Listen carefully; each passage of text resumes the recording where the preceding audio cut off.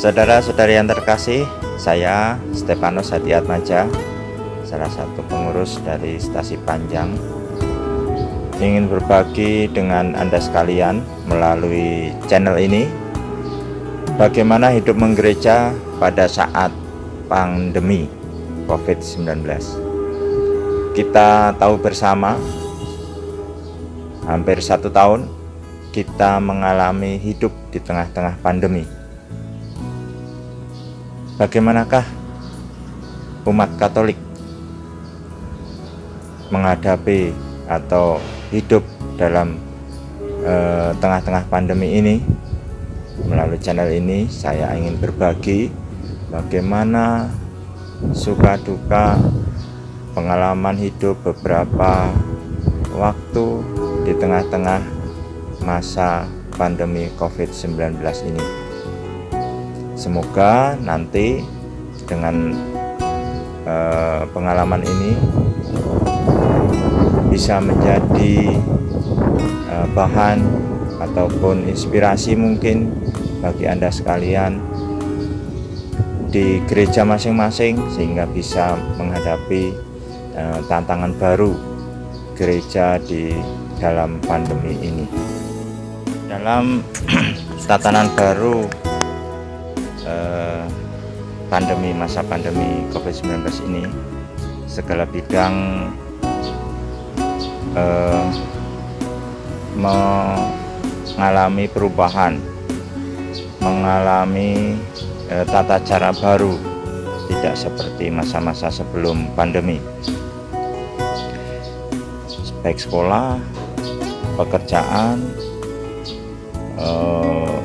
kehidupan ekonomi, termasuk kehidupan dalam peribadatan kita sebagai umat Katolik di gereja.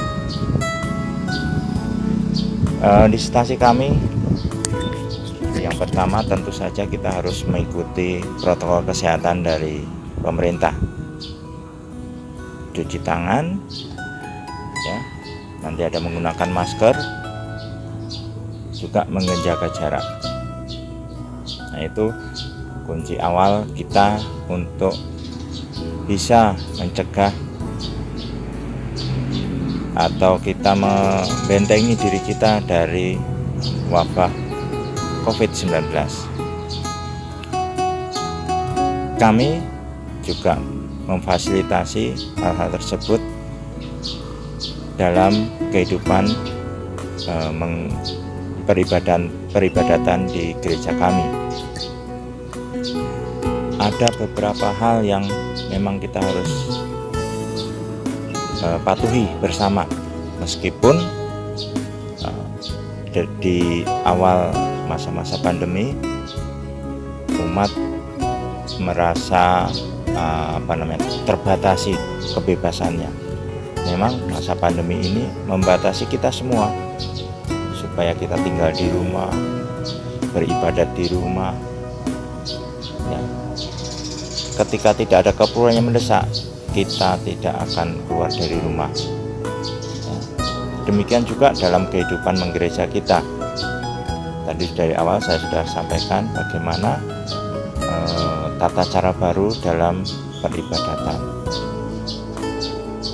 Dalam liturgi, ya, sebelum masuk gereja cuci tangan, menggunakan masker, kemudian nanti di dalam juga ada penunjuk bagaimana kita duduk di dalam gereja,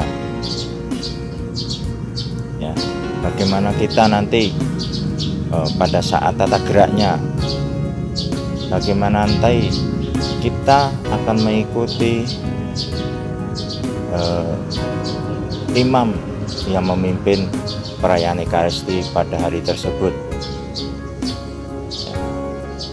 Tidak ada lagu, tidak ada sautan, beberapa hal, tidak menyanyi. Ini yang sesuatu yang baru bagi kita selama ini, yang sebelum-sebelumnya tidak pernah terjadi. Kita bisa bernyanyi, memuji Tuhan, ya, sesuka hati ataupun sesuai dengan tata perayaan Ekaristi. Tetapi hal yang biasa kita nyanyikan hanya kita serukan saja, mengikuti seluruh arahan dari imam yang memimpin pada saat perayaan Ekaristi tersebut. Berikutnya adalah pembatasan usia. Siapa saja yang boleh mengikuti perayaan Ekaristi? Tentu saja umat yang sudah dewasa, ya, setelah yang sudah menerima komuni dan di bawah 60 tahun, ya, itu yang diperkenankan untuk mengikuti perayaan Ekaristi. Yang lainnya bisa mengikuti perayaan Ekaristi dari rumah melalui live streaming langsung dari Romo Apul channel RD Apolonius Basuki, ya. Channel YouTube tersebut bukan, ya, gaya-gayaan atau hanya sekedar mengikuti trending, tetapi adalah kewajiban pastor paroki untuk melayani umatnya yang tidak bisa hadir dalam gereja untuk mengikuti perayaan Ekaristi secara langsung. Itulah gunanya live streaming YouTube ini. Umat bisa mengikuti perayaan Ekaristi dari rumah bagi yang anak-anak maupun di atas 60 tahun. Nah, bagaimana komuni bagi yang sudah 60 tahun? Bagaimana hak mereka? Pastor paroki memberikan pelayanan kepada mereka yang sudah lansia atau di atas 60 tahun, walaupun masih sehat, tetapi ada ketentuan yang tidak bisa mengadopsi atau tidak bisa melayani mereka dalam Ekaristi langsung. Pastor paroki menunjuk petugas tidak lazim. Petugas tidak lazim akan bertugas melayani Bapak Ibu yang sudah 60 tahun mengikuti perayaan Ekaristi dari rumah. Tentu saja mereka mengikuti perayaan Ekaristi dari rumah live streaming. Kemudian petugas setelah menerima komuni, akan membawa sakramen Maha Kudus, kemudian dibawa ke rumah yang bersangkutan, ya, satu lingkungan satu orang petugas, ataupun misalnya lebih banyak, lebih dari 10 akan diberikan 2 petugas, ya, tergantung data dari umat masing-masing lingkungan. Nah, siapa saja mereka yang mengikuti perayaan Ekaristi di gereja, atau bagaimana tata caranya, ya? Kita juga menerapkan atau memberikan sebuah kartu pas seperti ini, ya. Kartu pas ini menunjukkan identitas siapa yang pemegang kartu ini, kemudian dari lingkungan mana, usianya berapa, ya. Juga ada doa ardasnya. Nah, jadi kartu ini menunjukkan bahwa pemegang kartu ini bisa mengikuti perayaan Ekaristi, ya, dan ada doa ardasnya. Tentu saja ini bagi umat lingkungan Santo Petrus Panjang, ya, di stasi kami, ya. Jadi nanti tidak perlu repot-repot mendata ini siapa atau dari mana, setiap kali misa kok pakai ditanya-tanya, ya. Kita memberikan ini supaya mengurangi interaksi, mengurangi berkerumun, ya, supaya apa? Kita juga mengikuti protokol kesehatan dengan sebaik mungkin, ya. Mudah. Ini juga Bapak Ibu tidak perlu mendatangi setiap rumah, setiap keluarga tidak perlu didatangin, cukup, ya, dengan Google Form, ya. Sekarang alat-alat komunikasi, alat-alat ya, IT lebih mudah membuat sesuatu program, membuat suatu layanan yang kita tidak perlu berjumpaan langsung dengan mereka, hemat waktu dan tidak berinteraksi langsung, ya. Cukup mengisi formulirnya di Google Form, ya, yang link dibagikan kepada masing-masing kepala keluarga, ya.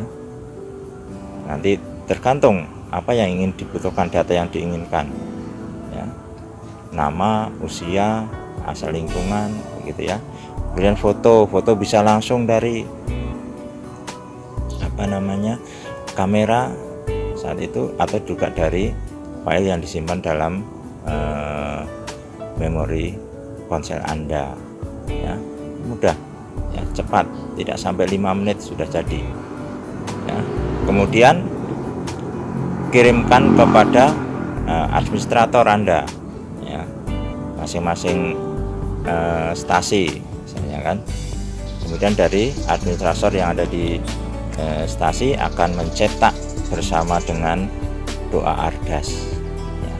Tiap kali perayaan Ekaristi bisa digunakan. Nah, itu kira-kira yang ada di dalam kehidupan gereja ketika kita dalam hal liturgi.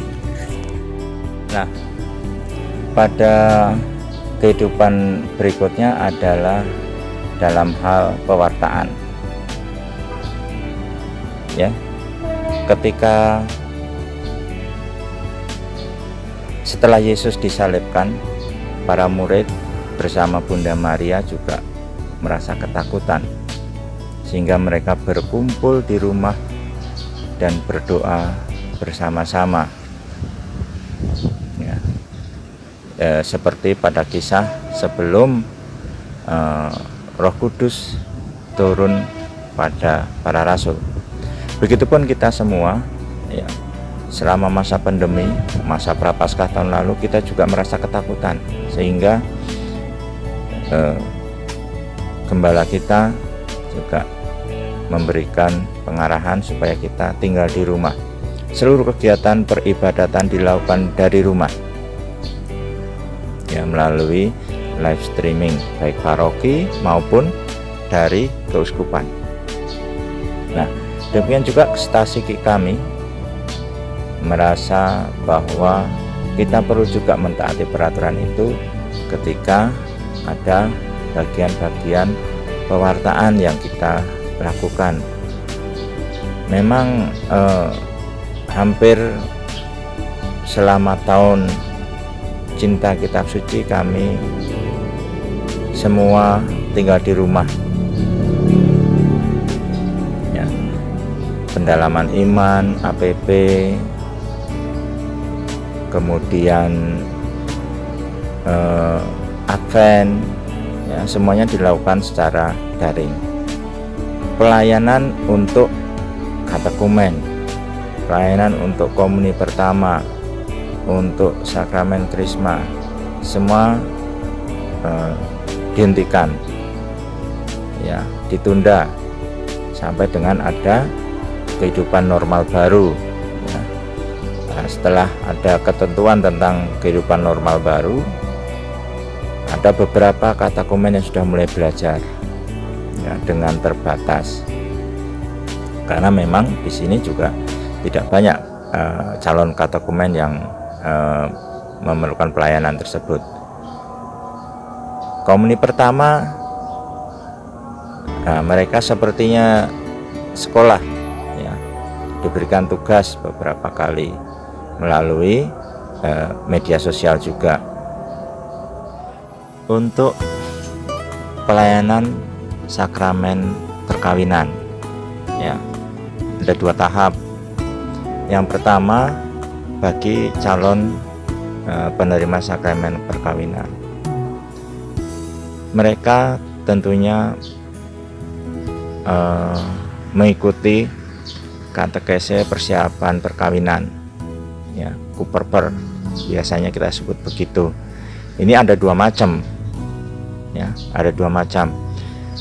Yang pertama bisa mengikuti secara online ya.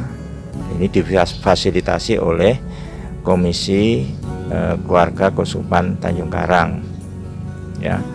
Ada 3 atau 4 kali dalam 1 tahun melakukan layanan itu secara online. Nah, memang berbeda dengan secara langsung, maka setelah mendapatkan layanan secara online dari Keuskupan, yang bersangkutan menghadap pastor paroki bahwa mereka sudah melakukan atau sudah mendapatkan layanan KPP dari online. Nah, di paroki nanti akan didalami kembali oleh pastor paroki ya, pada saat biasanya kanonik ya, mereka akan tetap didalami itu dengan pastor paroki setempat. Nah, yang kedua, mereka dari Stasi Panjang juga boleh misalnya mau melakukan atau dilayani dengan tatap muka di paroki ya, ada beberapa kali, namun itu memang terbatas bagi warga paroki setempat ya, Panjang dan Teluk tentunya. Itu tentang perkawinan. Nah, bagi yang komuni pertama bagaimana, Pak? Persiapan calon komuni pertama yang rata-rata adalah anak sekolah ya, ini hampir sama seperti di sekolah perlakuannya. Jadi mereka pada awalnya secara online juga dari pendamping komuninya. Setelah kehidupan normal baru atau di tahun sesudah tahun cinta kita suci, tahun Ekaristi, mereka secara intens didampingi di tiap-tiap lingkungan. Jadi setiap calon komuni pertama di lingkungan tersebutlah yang mendampingi anak-anak itu untuk persiapan menerima komuni pertama ya. Jadi selama pandemi kita pun dalam pewartaan juga tetap melakukan pelayanan ini supaya pertumbuhan warga-warga tentang iman mereka juga tetap terjaga. Berikutnya adalah bagian pelayanan ya. Bagaimana penghidupan menggereja selama pandemi untuk bagian pelayanan ya. Beberapa hal memang menjadi konsen atau fokus kami didasari pada keselamatan umat dan pelayanan dan pelayannya ya, maka protokol kesehatan itu menjadi utama bagi kami. Pelayanan-pelayanan seperti untuk ya, manula dan orang sakit ya, sebelum pandemi kami semua dilayani oleh suster-suster Hati Kudus ya, yang setiap bulan sekali kunjungan dan menerimakan komuni bagi mereka yang sakit dan manula. Nah, selama pandemi ini semuanya dihentikan ya, supaya apa? Supaya tidak ada kemungkinan tertular ya bagi mereka yang rentan terhadap penyakit ini. Ya, untuk sementara dihentikan. Ketika ada normal baru, orang paroki memberi keleluasaan dengan pelayanan, menunjuk petugas tidak lazim.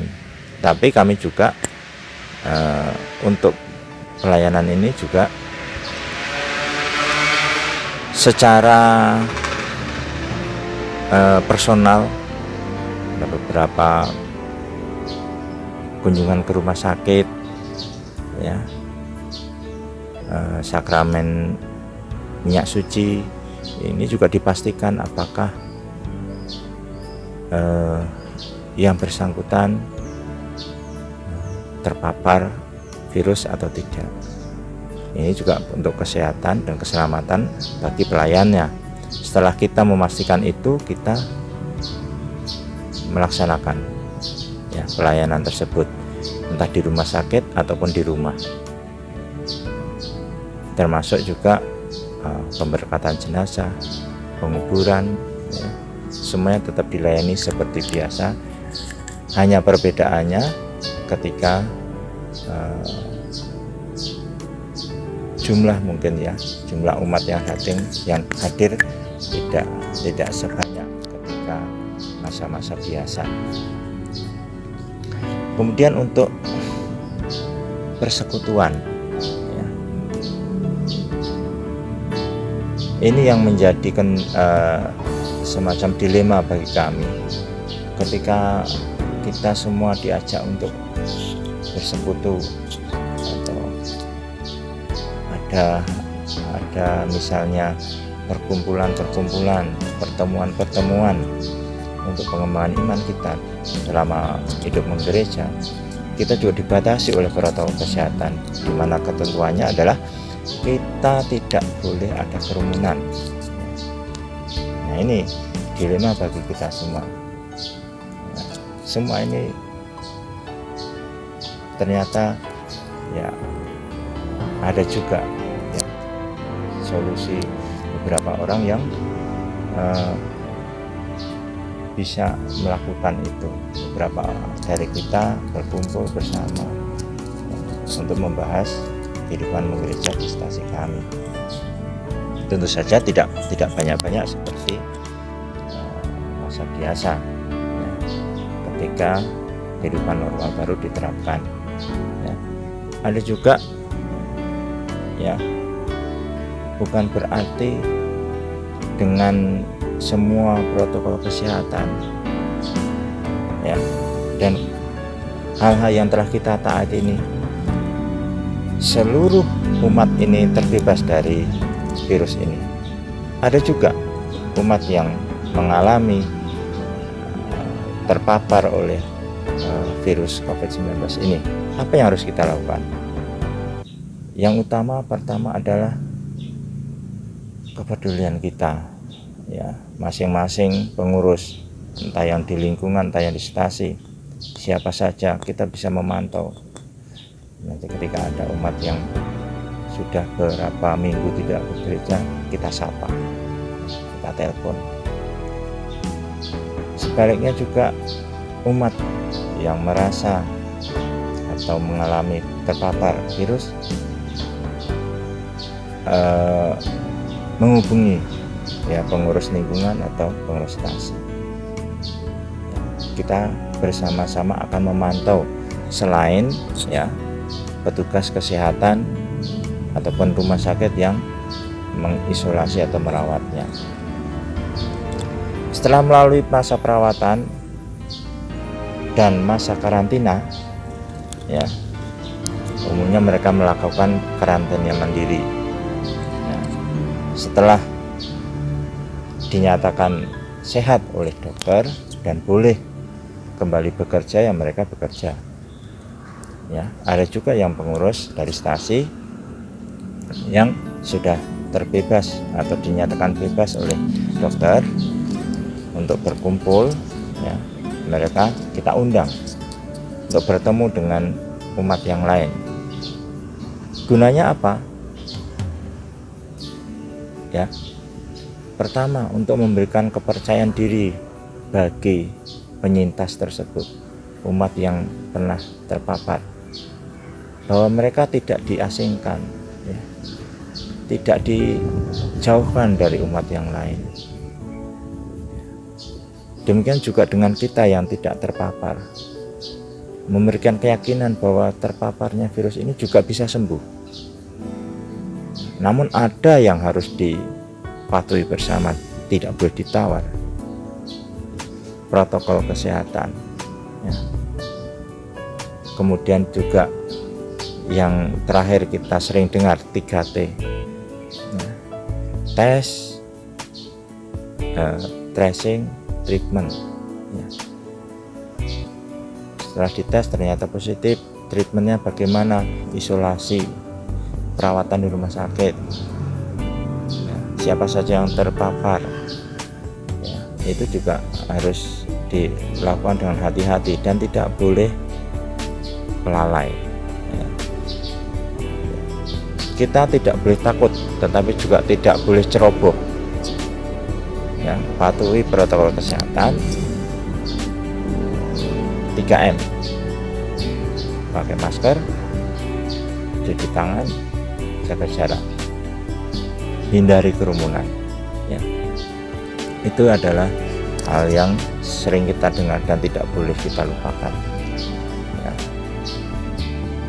Bapak Ibu dan saudara yang terkasih, ya, itu tadi beberapa pengalaman pribadi dan pengalaman hidup menggereja di umat kami di Stasi Panjang, ya.